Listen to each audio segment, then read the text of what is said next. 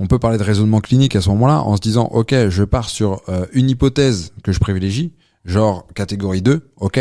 Si on oublie les 3 autres, ben là je pense qu'on fait fausse route. Il faut toujours garder un petit peu un œil critique sur ce qu'on est en train de faire pour remettre en question nos propres hypothèses et donc remettre en question notre rééducation. Exactement. Et donc du coup, si on met l'hypothèse 1 et du coup ma rééducation là-dessus, je vais mettre potentiellement 70% et 10%, 10%, 10% sur le reste, quoi. C'est exactement ce que j'image dans la formation justement sur le genou non traumatique qui prend ce syndrome fémoro-patellaire, où je parle de vase communicant en fait. Pour moi, c'est ça. C'est mon patient, il est en face de moi. Possiblement, il a les 4 problèmes et en fonction de mon anamnèse, de mon bilan, il va y avoir des vases qui vont être plus ou moins remplis et le vase le plus rempli, ça va être mon principal axe de traitement, il va être en fonction de ce vase-là et après je vais regarder les autres. Ok, mais il y a quand même un déficit de mobilité.